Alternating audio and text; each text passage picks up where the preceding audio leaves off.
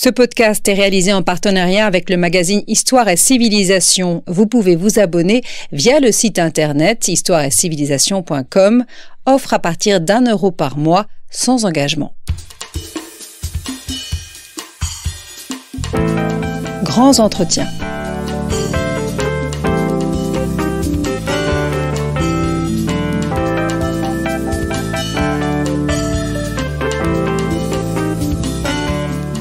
On retrouve Marie Cohen-Carichon.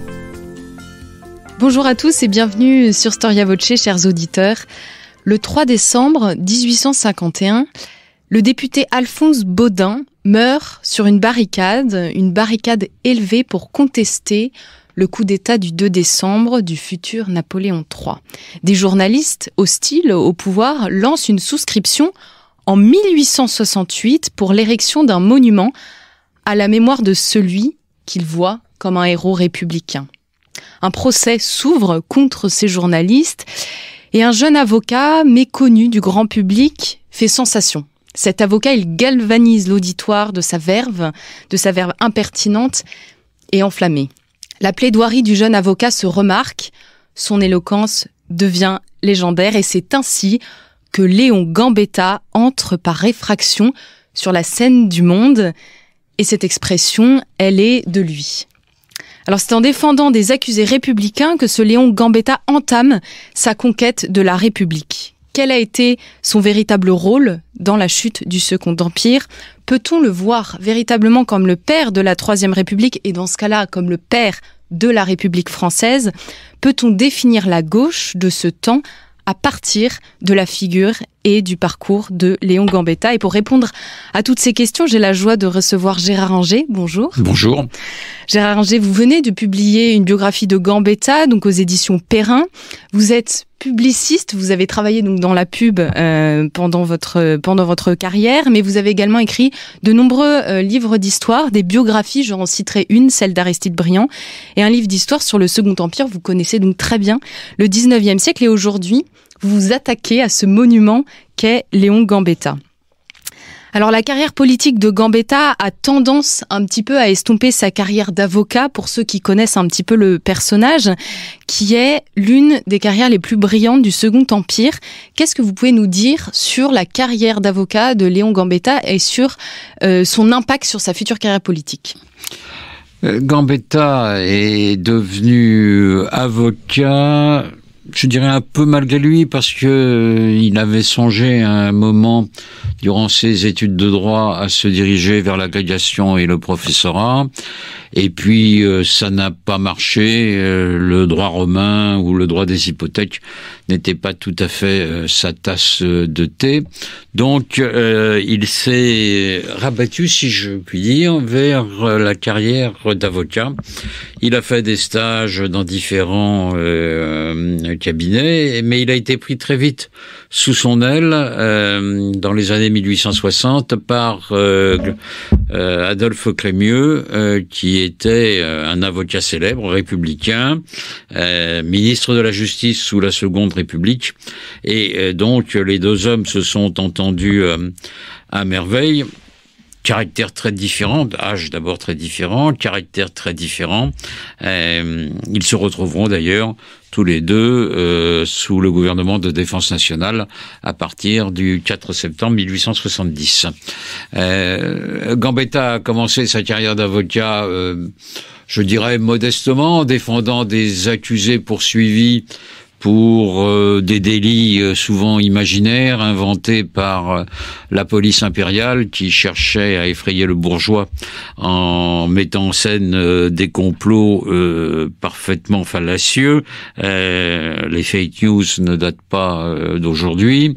Et il a été très connu dans les milieux du quartier latin, les milieux judiciaires, les milieux politiques. Il assistait très souvent aux débats à l'Assemblée nationale. Morny avait remarqué qu'il était très présent et le jeune homme se révèle être un bon avocat. Avec le procès Baudin, il deviendra un avocat illustre et un bon républicain, puisqu'il travaille avec beaucoup d'entre eux pour leur permettre d'être élus.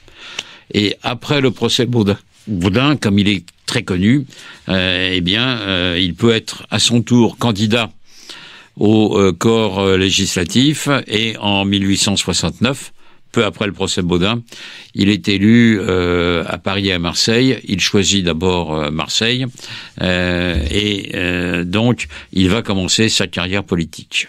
On le compare souvent à Mirabeau. Alors, le talent oratoire, oui, indéniablement, méridional. Mirabeau était provençal, Gambetta était à la fois italien par son père et gascon, tircinois par sa mère. En revanche, des différences sensibles liées à l'époque, largement. Gambetta était républicain, Mirabeau était pour la souveraineté nationale, mais il aimait l'argent, ce que Gambetta, qui n'intéressait pas du tout Gambetta, c'était pas du tout son centre d'intérêt. Et Mirabeau a fini du côté de la famille royale. Donc l'armoire de fer a bien montré quels étaient ses liens avec la famille royale, alors que Gambetta n'a jamais eu le moindre lien avec la famille impériale. Donc des points communs, mais des divergences sensibles. Est-ce qu'on peut dire qu'il a une jeunesse politisée et une jeunesse républicaine ? Jeunesse politisée, il se l'est fait tout seul. Son père, qui est un commerçant d'origine génoise installé à Cahors, il est certainement un homme ouvert sur le monde. Il lit Voltaire. Il n'est pas très partisan de l'Église, même s'il met son fils au petit séminaire pour des raisons, je dirais, commerciales, parce qu'il fournit, en tant que patron du bazar génois, il fournit le petit séminaire où son fils va étudier, mais il l'enlève très vite pour le mettre au lycée impérial de Cahors. Et la mère est également sensible aux idées républicaines, parce que elle a appris à lire au tout petit Gambetta dans le National d'Armand Carrel, qui était un journal fondé par ce républicain à l'époque à l'époque de Louis-Philippe, Armand Carrel qui meurt dans un duel en 1836. Gambetta est né en 38 et la mère a gardé des journaux, des livres, et il apprend à lire dans Armand Carrel. Est-ce que ça explique tout ? Il est républicain dès 48 en disant vive Cavaignac. Il est contre Napoléon, le futur Napoléon III. L'influence parentale a joué sans doute, mais peut-être d'autres qu'on ignore. Ce qui fait qu'on a affaire à un gamin relativement politisé. En 1848, il a 10 ans, et donc il crie vive Cavaignac. Ce qui est étonnant, parce qu'à l'époque, même aujourd'hui, un gamin de 10 ans s'intéresse pas vraiment à la politique. À l'époque, c'était encore plus rare. Et il ne sera jamais tenté par un rapprochement avec l'Empire.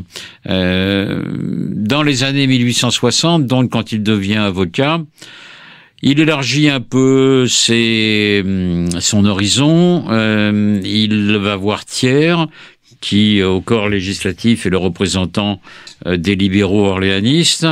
Il rencontre à Londres le comte de Paris. Ça n'en fait pas un orléaniste pour autant. Il déclare au comte de Paris qu'il est républicain, mais il veut élargir les oppositions à l'Empire. Il pense que la République est le régime qui convient le mieux aux Français, mais il souhaite une république qui soit fondée sur le suffrage universel, qui soit établie par le suffrage universel, et pas du tout une république comme l'a été la première ou la seconde, des républiques fondées sur les émeutes, une forme de violence qu'il condamne, parce qu'il sait que si la république est fondée par la violence, elle disparaîtra par la violence. Il n'y a pour lui que le suffrage universel qui puisse permettre d'instaurer la République. Alors, il ne reconnaîtra jamais tout à fait que le suffrage universel a été réellement mis en place par le Second Empire. Il a été de fait par la Seconde République, mais il a été pratiqué par le Second Empire pendant une petite vingtaine d'années, et c'est le Second Empire qui a habitué les Français au suffrage universel. Ça, il ne le reconnaîtra jamais, tant est grande sa détestation de l'Empire. Alors, vous dites qu'il déteste l'Empire, mais page 42, je vous cite, vous dites qu'il cherche visiblement quand même à pénétrer dans les milieux orléanistes dont il n'a guère accès, ce qui montre bien l'ampleur de son ambition. Oui. Alors, les orléanistes, j'en ai parlé avec Thiers et le comte de Paris. Son ambition, oui, il est ambitieux.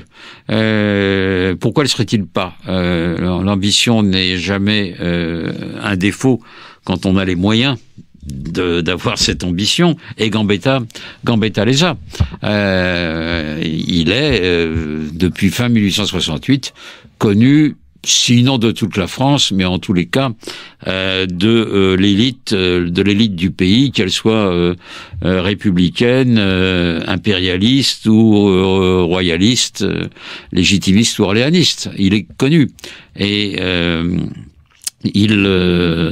il fait ses armes au corps législatif, avec parfois des déceptions, parce que en mai 1870, il y a le plébiscite de Napoléon III qui conforte le régime.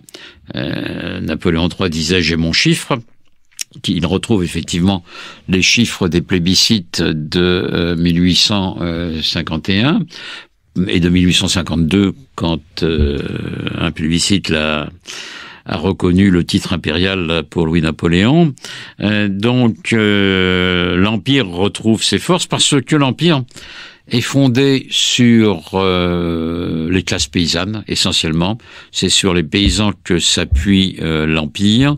Gambetta le voit d'ailleurs, il le sait, et il sait dès cette époque, il l'a écrit dans un journal, il faudrait que les républicains s'occupent de la masse paysanne qui constitue 80% des Français de l'époque.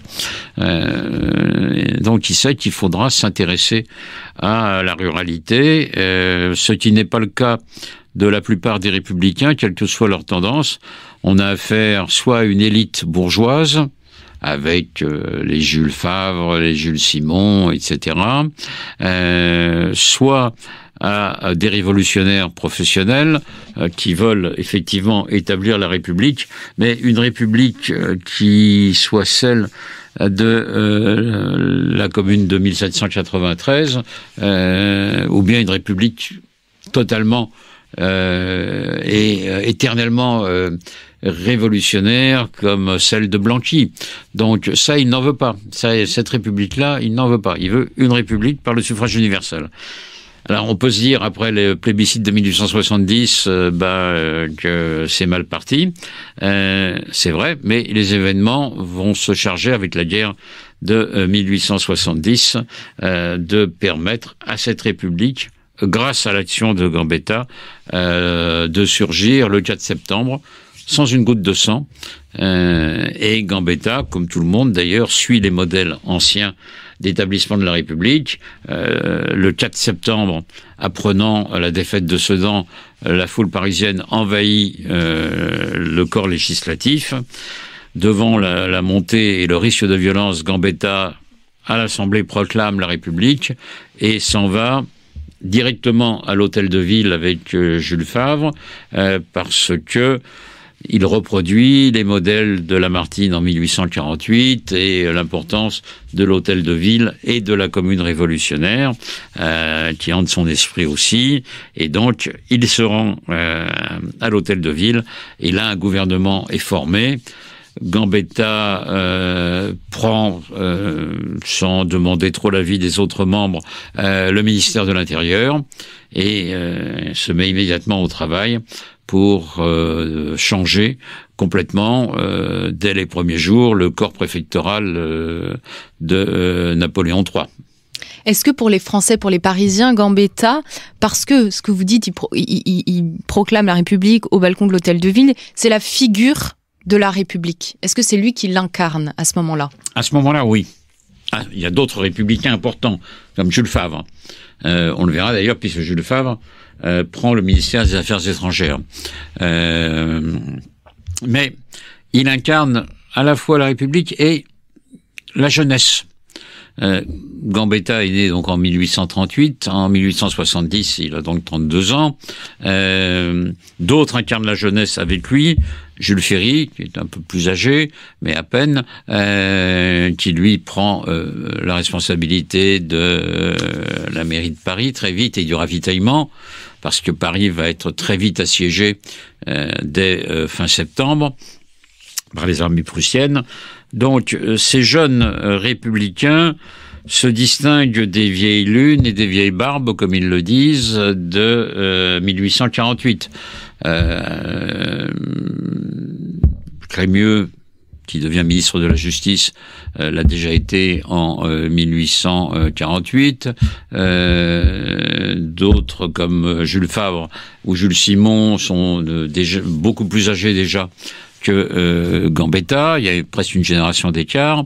Donc, on trouve chez les Républicains ces deux tendances, non pas sur les idées de fond, pas tellement, mais sur les méthodes et sur l'approche de la proclamation et du fonctionnement de la République. Avant de proclamer la République, Gambetta, il a déjà eu une activité politique. Il est élu député en 1869. Oui. Sur quel programme est-il élu député? Qu'est-ce qu'il avance? Qu'est-ce qu'il propose? Alors, il est élu sur un programme qu'on appelle le programme de Belleville, parce que c'est le programme qu'il a proposé aux électeurs de Belleville, devant lesquels il se proclame candidat. Alors, le programme, il est à la fois classique pour un républicain, liberté de la presse, liberté de réunion, séparation de l'Église et de l'État. Et on retrouve ça chez Lamartine en 1848. Là-dessus, il n'a rien inventé et tous les républicains sont d'accord là-dessus. Alors, simplement, il rajoute des notions qui sont beaucoup moins classiques. L'élection des fonctionnaires. Bon, ça, c'est l'extrême gauche qui le réclame. Ça se fait plus ou moins dans des pays comme les États-Unis, mais ça s'est jamais fait en France. Le mandat impératif, ça aussi, c'est une attitude révolutionnaire qui vient de la Grande Révolution, où les électeurs peuvent révoquer n'importe quand leur député s'il ne suit pas ses promesses électorales. La suppression des armées permanentes. Bon, en fait, très vite, Gambetta va renoncer à ces trois derniers points parce qu'il se rend compte que ça ne peut pas fonctionner. La culture française n'est pas au mandat impératif, mais au mandat représentatif. On élit un député. Si on n'est pas d'accord avec ce qu'il fait, on peut le renvoyer quand il a terminé son mandat, mais pas en cours de mandat. La suppression des armées permanentes. Gambetta, qui n'est pas un spécialiste des affaires militaires, se rend bien compte en 1870 que ça ne peut pas marcher, ça ne peut pas fonctionner. Et toute sa vie, il sera favorable à une armée, non pas de métier, parce qu'il est pour la conscription qui a instauré le directoire en 1798 et même la levée en masse de 1792. Il est d'accord, mais une armée professionnelle et une armée de métier. Gambetta est républicain, indéniablement, fortement, mais il est patriote autant que républicain. Et d'ailleurs, au début de la guerre de 70, quand la France a déclaré la guerre à la Prusse, il dit clairement au corps législatif: si je suis pour la victoire des armées françaises, si ça sert l'Empire, c'est pas grave. Ce qui compte, c'est la victoire des armées françaises. Bon, et il fera tout. Quand il aura quitté Paris en ballon début octobre pour se rendre à Tours, il fera tout pour bâtir de nouvelles armées, puisque les armées françaises sont soit prisonnières après l'échec de Sedan, soit enfermées dans Metz avec Bazaine, qui refuse de sortir. Donc, il va lever de nouvelles armées, et on connaîtra Gambetta en 1870-71 comme celui qui a mené la lutte contre l'envahisseur prussien puis allemand. Oui, on connaît tous cette image de Léon Gambetta qui embarque à bord d'un ballon afin de rejoindre Tours. Donc vous avez dit tout à l'heure qu'il a seulement 32 ans. Il faut imaginer la jeunesse du jeune Léon. Quel est son véritable rôle dans la défense du pays? Est-ce que c'est pas seulement un rôle de représentation? Est-ce qu'il non, pas du tout.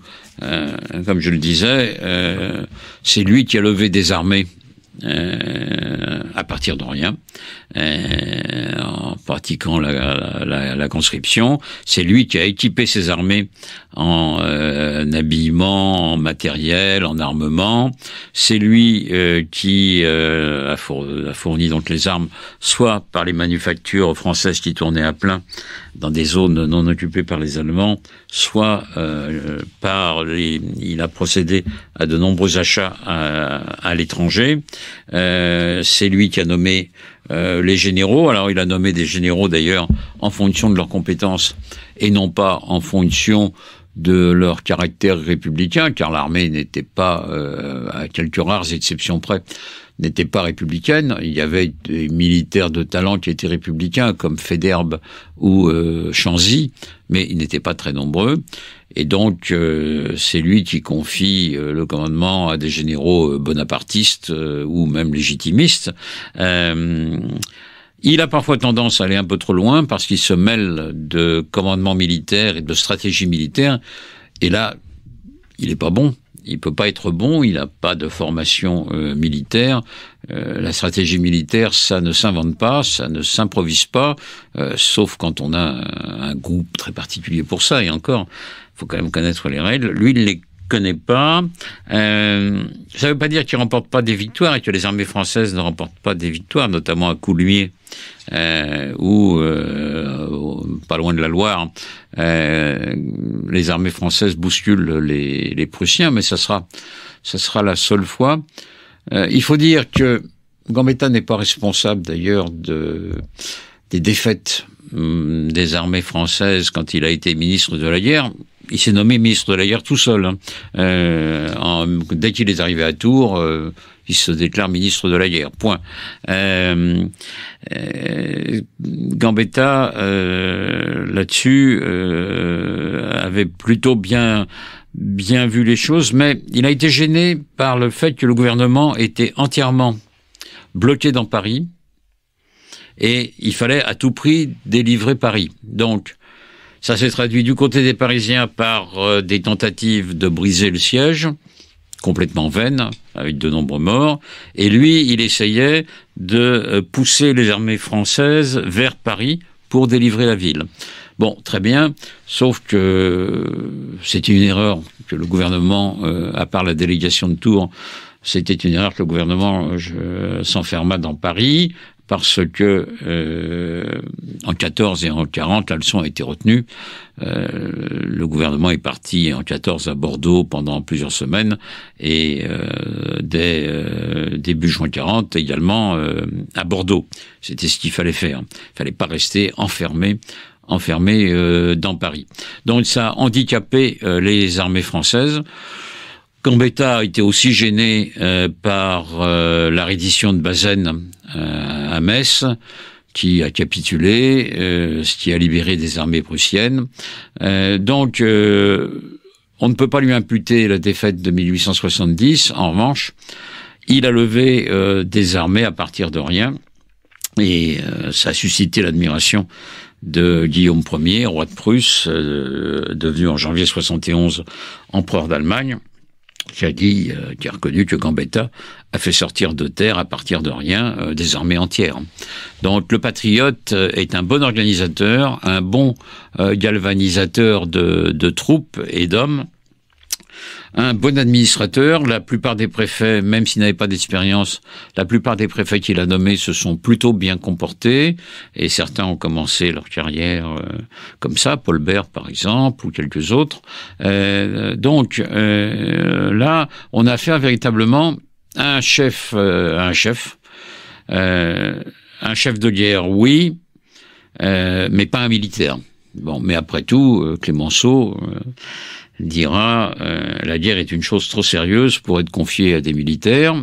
Il n'avait peut-être pas tort. Et Gambetta était de cette école, sans connaître encore Clémenceau.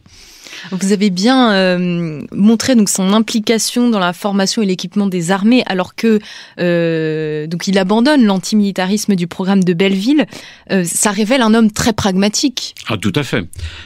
Pragmatique, il laisse, il n'empêche pas les convictions. On peut être pragmatique dans l'application des choses. D'où le terme qu'on lui accolera et qu'il a reconnu d'ailleurs d'opportuniste un peu plus tard. Quand la République sera proclamée, Gambetta voudra faire triompher ses idées, mais il le fera avec beaucoup de pragmatisme, en s'alliant aux uns et aux autres en fonction des circonstances, et non pas à être un doctrinaire comme l'était l'extrême gauche de l'époque. Oui, il préfère vraiment composer avec les différentes familles politiques pour faire advenir quelques-uns de ses propres principes. C'est pas un homme de gauche, un idéaliste. C'est pas un idéaliste, Gambetta. Je dirais pas tout à fait ça. Idéaliste, il peut l'être parce qu'il a un programme bien précis qu'il veut appliquer. Il a des convictions, il a des idées. Mais encore une fois, il est pragmatique dans la manière de les appliquer. S'il faut s'allier avec des gens qui ne pensent pas comme lui pour établir cette république durable, qui est l'appel de ses vœux, il le fait et il le fera sans difficulté. En 1871, après l'armistice, ce sont les monarchistes qui emportent les élections.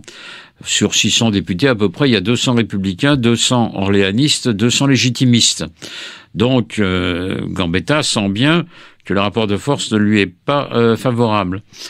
Mais il n'hésite pas à se rapprocher de Thiers, qui a été désigné par l'Assemblée de Bordeaux comme le chef de la République française, puisque c'est toujours la République officiellement qui est là, même si les monarchistes veulent rétablir une constitution royaliste. Et Thiers se rend compte très vite, lui qui était orléaniste, se rend compte très vite que on n'occupe pas le siège à Troyes, puisque il y a 3 prétendants. Napoléon III, puis son fils à partir de 1873, le comte de Paris pour les orléanistes et le comte de Chambord pour les légitimistes.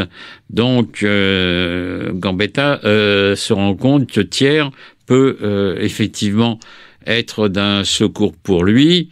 Thiers avait traité Gambetta de fou furieux quand il voulait continuer la lutte, alors que Thiers, qui avait fait le tour des capitales d'Europe pour chercher des alliances, avait vu que la France était complètement isolée parce qu'elle avait déclaré la guerre, parce que les Russes voulaient rétablir leur flotte dans la mer Noire déjà, parce que l'Autriche en voulait à la France de ne pas l'avoir soutenue à Sadova, etc. Donc Thiers est contre la guerre, mais malgré tout, à partir de 1871, il va y avoir un rapprochement progressif entre les deux hommes qui vont finir par s'apprécier. Thiers disant la République est le régime qui nous divise le moins et la République sera conservatrice ou ne sera pas. Alors Gambetta n'est pas pour une République conservatrice, mais s'il faut s'appuyer sur Thiers à certains moments pour établir la République, eh bien allons-y. Un peu plus tard, quand Thiers aura été révoqué par l'Assemblée et que c'est MacMahon, légitimiste, qui prend la présidence de la République, quand on essaye d'établir les lois constitutionnelles pour que la France ait une constitution, eh bien Gambetta est prêt, en 1874-75, à faire les concessions qu'il faut à la droite pour que la République soit solidement installée. La droite veut des pouvoirs importants pour le président de la République, elle veut un Sénat ultra-conservateur. Gambetta négocie avec beaucoup de républicains qu'il dirige et accepte effectivement un Sénat qui, sans être celui que souhaitait MacMahon, est malgré tout un Sénat conservateur. Et donc la République est en fait proclamée à une voix de majorité en février 1875, c'est l'amendement Vallon. Donc Gambetta est quelqu'un de pragmatique, prêt non pas aux compromissions, mais prêt au compromis pour arriver à ses fins. Et c'est donc un véritable chef politique. Je voudrais qu'on revienne sur la notion de patriotisme que vous avez longuement évoquée tout à l'heure. Est-ce que pour lui, la patrie, c'est la République? Comment est-ce qu'il définit cette nation? Les deux notions se confondent un peu. Gambetta se sent profondément français, malgré ses origines demi-italiennes. Dès l'âge de 18 ans, il demande la nationalité française et il l'obtient. Et s'il aimera toujours l'Italie, il se sent profondément attaché à la France. Donc, pour lui, la patrie, c'est quelque chose d'essentiel, surtout quand elle est envahie. Il faut se prémunir contre, après 1871, contre toute nouvelle tentative d'invasion. Donc, il faut une armée puissante. Pas tellement pour repartir à la conquête de l'Alsace-Lorraine, parce qu'il est quelqu'un qui connaît le rapport de force et il sait très bien que on n'arrivera pas à récupérer par la force l'Alsace-Lorraine. Mais il faut qu'il y ait une armée puissante qui permette à la France de peser en Europe. Et il faut, à partir de là, négocier peut-être avec l'Allemagne dans une position beaucoup plus forte. Donc, il va vouloir rebâtir une armée et il défendra toujours une armée forte. Il aura toujours des contacts importants dans l'armée. Il sera, à la fin de sa vie, président de la commission de l'armée, etc. Il est toujours très puissant, très précis, très volontariste dans ce domaine, et il s'attirera les bonnes grâces des militaires, quelle que soit leur tendance, parce que il a montré en 1871 qu'il défendait la patrie. Et donc, des militaires qui sont loin d'être tous républicains se rallieront à lui. On voit quelqu'un comme le marquis de Galifet, qui est d'origine bonapartiste, qui a trempé ses talons dans le sang des communards en 1871, se rapprocher de Gambetta, parce qu'il apprécie chez Gambetta la fougue, l'ardeur et la volonté de défendre la nation. Ce qui fait que quand en 1877 MacMahon tentera son coup d'État entre guillemets pour prendre le contrôle de l'Assemblée nationale, beaucoup de militaires se rangeront derrière Gambetta qui prend la tête de la défense républicaine et de l'ensemble des républicains. Donc, il est patriote jusqu'au bout des ongles, mais pour lui, c'est pas du tout incompatible. La défense de la patrie et de la République vont de pair. Ce sont deux notions qui, pour lui sont consubstantielles. Vous nous avez bien montré à quel point les familles politiques étaient et les différences qu'il y avait entre les différents milieux de gauche. Il y a une question qui réunit la gauche et notamment les républicains. Alors bien sûr, je schématise, c'est l'anticléricalisme et la question de l'école qui agite beaucoup de débats à l'Assemblée. Quel est le point de vue de Gambetta sur la question de l'école et la place de l'Église dans la société de cette fin du 19e et le début du 20e siècle? Deux questions un peu différentes. Sur l'école, Gambetta est pour une école gratuite, laïque et obligatoire. C'est Jules Ferry qui portera les lois en 1881-82 devant l'Assemblée nationale, mais avec le soutien total de Gambetta sur ce point. Gambetta est quelqu'un qui, sur le plan religieux, est passé d'un vague déisme comme celui de son père quand il était très jeune, à un athéisme discret. Il est reçu en 1868 dans une loge maçonnique. Ça sera jamais un maçon très actif, hein, mais bon, on peut dire qu'il est athée globalement, même si il ne proclame pas son athéisme tous les matins, il s'en faut beaucoup. Il est très discret sur ses propres convictions religieuses. En revanche, ce qu'il ne veut pas, c'est que l'Église se mêle de politique. Les catholiques peuvent penser ce qu'ils veulent, ils peuvent pratiquer leur foi comme ils l'entendent, mais quand l'Église veut se mêler de politique, il le refuse et il a affaire à une Église qui, à cette époque, est une église qui, en matière politique, est proprement réactionnaire. Le pape Pie IX, en 1864, a proposé à faire admettre à l'Église le syllabus, catalogue des erreurs de notre temps, où tous les ismes sont condamnés, le libéralisme, le parlementarisme, le socialisme, la démocratie. L'Église veut jouer un rôle politique, et un rôle politique réactionnaire. C'est pas pour rien qu'en 1873, quand MacMahon arrive au pouvoir, on assiste à une floraison liée à ce qu'on appelle l'ordre moral, où les pèlerinages se multiplient, non pas seulement à Lourdes, mais à Paray-le-Monial ou à la Salette ou ailleurs, et où les députés de droite et quelques autres chantent « Sauvez, sauvez, remets la France au nom du Sacré-Cœur ». Bon, ça, Gambetta n'en veut pas. Encore une fois, les catholiques ont le droit de pratiquer leur culte comme ils l'entendent, mais ils n'ont pas le droit d'imposer leur vue politique à la nation. Et c'est pour ça qu'il s'écrira en 1876 le cléricalisme, voilà l'ennemi.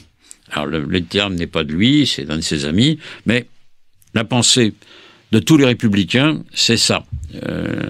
On peut être croyant, et il y a des républicains d'ailleurs qui sont plus ou moins catholiques, mais on ne peut pas imposer le pouvoir de l'Église. La République se doit d'être laïque. Alors pas au sens où on l'entend aujourd'hui, parce que Gambetta n'a jamais été hostile au Concordat, et les républicains non plus à l'époque. Le Concordat, installé par le premier consul en 1801, ça permet à l'État de contrôler la nomination des évêques et donc d'avoir un droit de regard sur ce qu'est l'Église de France. Donc, Gambetta ne renonce pas à ce Concordat, mais pour le reste, l'Église, elle doit être dans ses bâtiments liturgiques et elle n'a pas à se mêler de politique. Surtout que les catholiques d'alors étaient pour la plupart monarchistes. Donc le catholicisme était associé forcément avec la forme de gouvernement que Bien Gambetta entendu. voulait absolument éviter à la France. Bien entendu. Les autres religions ne l'étaient pas. D'ailleurs, les protestants étaient très républicains et il y avait beaucoup de protestants parmi les républicains de l'époque. Pareil pour les juifs, il y avait pas mal de juifs parmi les républicains, des gens comme Crémieux, donc, comme Camille Issé, comme d'autres que Gambetta prendra comme ministre, comme David Raynal, des protestants donc également, comme Waddington. Les catholiques, eux, se situent effectivement en dehors de l'Église. Ce n'est qu'après la mort de Gambetta qu'on assistera avec un autre pape que Pie IX, avec Léon XIII, un rapprochement modéré, mais rapprochement tout de même, entre l'Église et la République. L'Église admettra à partir de 1890, admettra la République, Léon XIII, et le cardinal Lavigerie, qui était un peu son homme lige et qui était archevêque d'Alger, joue en faveur de la reconnaissance de la République par les catholiques. Et ce qui n'a pas paru évident aux catholiques d'ailleurs. Non, à l'époque, non, même en 1890, et on le voit bien au moment de l'affaire Boulanger d'une part, au moment de l'affaire Dreyfus d'autre part.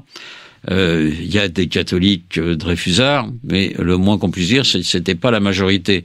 Et le journal La Croix, qui n'a rien à voir avec le journal La Croix d'aujourd'hui, était violemment anti-républicain, antisémite et tout ce qu'on veut. Pourquoi est-ce qu'on peut dire que Gambetta est le père de la Troisième République ? Il est le père de la Troisième République parce que, 1, il l'a proclamé en 1870, 2, il a tout fait pour instaurer un régime républicain avec une constitution républicaine en 1874-75. Et 3, c'est lui qui a mené la lutte contre MacMahon après le coup du 16 mai 1877 et qui a assuré le succès des Républicains. Succès à l'Assemblée nationale, qui avait déjà eu lieu en 1876. Ensuite, succès au Sénat en 1879 et démission de MacMahon, qui est remplacé par un président de la République qui est vraiment républicain, alors que MacMahon était légitimiste, honnête vis-à-vis de la République. Il a empêché beaucoup les tentatives, alors là, de vrais coups d'État du comte de Chambord, mais il n'était pas vraiment un républicain. Donc, après le 16 mai 1877, Gambetta a sorti la phrase célèbre à l'égard de MacMahon: il va falloir qu'il se soumette ou qu'il se démette. Il a commencé par se soumettre et puis il a démissionné en janvier 1879. Donc, grâce à Gambetta, tous les pouvoirs sont devenus républicains. Il en a été aimablement remercié par l'ensemble des élus républicains qui voulaient bien devoir à Gambetta leur élection, mais qui avait peur de lui confier véritablement le pouvoir. Jules Grévy en premier, qui a succédé à MacMahon comme président de la République, qui détestait Gambetta, et beaucoup d'élus également ne souhaitaient pas que Gambetta devienne président du Conseil. Il l'a été pendant 3 mois, mais tous les autres leaders républicains à qui il avait demandé de faire partie de son gouvernement, Jules Ferry, Léon Say, Freycinet, etc., ont refusé. Le gouvernement n'a duré que 3 mois et on voit bien que Gambetta effrayait un peu l'ensemble des élus républicains qui craignaient un pouvoir personnel, ce qui est absurde, même si Gambetta avait de la personnalité et même s'il savait ce qu'il voulait. Gambetta n'avait rien d'un apprenti dictateur. Mais on était très proche du Second Empire, un pouvoir fort que voulait Gambetta quand même ne plaisait pas, tant s'en faut, à beaucoup de républicains. Ce qui fait qu'il a fondé la République véritablement, mais qu'il n'a pas pu jouer le rôle qui aurait dû être le sien. Alors peut-être l'aurait-il fait s'il était mort plus âgé, mais il est mort à 44 ans d'une péritonite. C'est très jeune, 44 ans. 44 ans, oui. Il aurait pu avoir une vie politique pendant encore 20 ans, 25 ans sans difficulté. Et là, peut-être aurait-il pu véritablement accéder au pouvoir, mais il en a été empêché par tous ses aimables collègues. Est-ce qu'on peut parler d'un culte qui s'organise autour de Gambetta, comme ce fondateur de la République? Alors évidemment, il a une très grande place dans les livres d'histoire, il y a beaucoup de monuments à sa gloire, il a été transféré au Panthéon en partie. Il y a une espèce d'admiration, presque d'adoration pour quelqu'un, pour cet héros républicain. Oui, parce qu'il a su rallier les paysans à la République. Et pas seulement les paysans. D'abord, en 1872, il parle des couches sociales nouvelles qui doivent accéder au pouvoir, pas seulement les notables et les ducs de la période précédente, ou de la période qu'il connaît, mais il veut que les petits bourgeois, les professeurs, les médecins, les avocats, les instituteurs, tous les gens qui ont un minimum de compétences puissent accéder au pouvoir grâce au suffrage universel. Et peu à peu, par ces tournées en province, ces tournées incessantes, il se nommera lui-même le commis voyageur de la République, il touche l'ensemble des Français et les masses paysannes qui l'amène peu à peu à la République. En 1871, les paysans votent pour les monarchistes, non pas parce qu'ils sont monarchistes, ils s'en foutent beaucoup, ils ne le sont pas du tout. Ils ont peur qu'on rétablisse les droits féodaux, la dîme et je ne sais quoi. Mais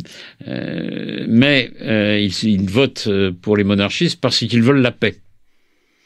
Ils ne veulent pas que la guerre continue.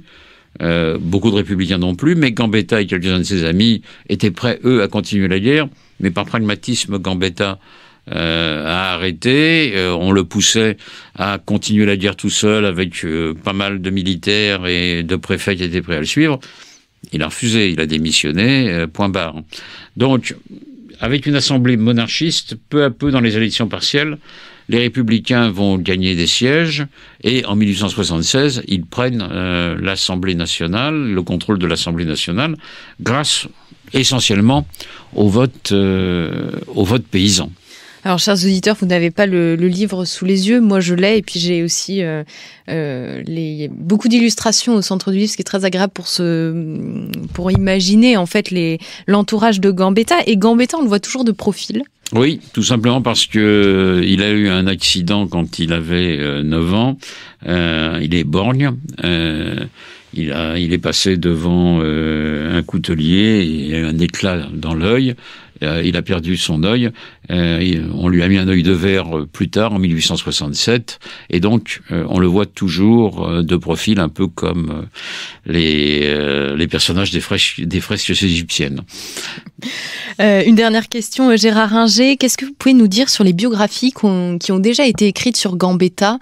Est-ce qu'il y a une riche... est-ce qu'il y a beaucoup d'ouvrages sur la personnalité politique, ou est-ce que finalement on s'en désintéresse un petit peu ? On a l'impression de le connaître, mais il n'y a pas tant de renseignements que ça sur le sujet. Non, on le connaît pas. Non pas qu'il n'y a pas eu des ouvrages historiques, il y en avait plein, mais on ne le connaît pas parce que Gambetta, oui, il n'y a pas, ou presque pas, de ville de France où on ne trouve pas une avenue, une rue, une place Gambetta.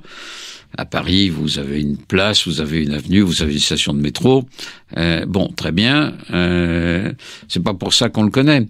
Il a été très populaire jusqu'en 1920, la fin de la Première Guerre mondiale. Comme vous le dites, son cœur a été transféré au Panthéon parce que le reste du corps a été démembré à sa mort. C'est un curieux retour des reliques saintes en pleine période scientiste et positiviste. Bon, et jusqu'à Gambetta galvanise, si je puis dire, les Français au moment de la guerre de 14-18, où république et patrie sont deux notions communes qui se superposent presque, et ce sont les idées de Gambetta qui permettent aussi, pas uniquement bien sûr, mais aussi la victoire française en 1918. Donc il connaît un culte très fort jusqu'en 1920. Après, le pacifisme est présent de manière très forte après la Grande Guerre, et donc la défense de la patrie prônée par Gambetta est un peu en recul. Il n'empêche que, malgré tout, Gambetta est respecté encore. Un des premiers thèmes figuratifs français en 1938 pour le centenaire de sa naissance représente Gambetta. Les héros de la Troisième République naissante présents dans les timbres, c'est Pasteur et Gambetta. La résistance se réclame de lui, naturellement Vichy le déteste, la résistance se réclame de lui, mais après 1945, la figure de Gambetta s'estompe, on est dans une autre période, et peu à peu, il disparaît. D'ailleurs, dès les années 30, Ludovic Halevi, qui a écrit La République des Ducs et La République des Notables, parle des années 1870-80 comme des temps obscurs. C'est-à-dire qu'on a tout oublié des conditions de la naissance de la Troisième République. Même aujourd'hui, on en parle peu dans l'enseignement français. Donc, faut pas s'étonner que la figure de Gambetta, comme celle des grands noms de cette période, s'estompe. Alors, Jules Ferry reste par les lois scolaires, mais Jules Ferry partage la plupart des idées de Gambetta. On est un peu plus bourgeois que Gambetta, mais il est en même temps un personnage très différent de Gambetta. Il est austère, timide, réservé, froid, même glacial, distant, alors que Gambetta est randouillard, exubérant, aime la bonne chair. On pouvait dire de lui, comme on a dit de Jaurès, on pouvait voir au travers de sa barbe le menu de la semaine. Bon, il y avait un côté débraillé chez Gambetta, qui assurait aussi un peu sa popularité auprès des masses, mais qui effrayait les bourgeois assez puritains de l'époque.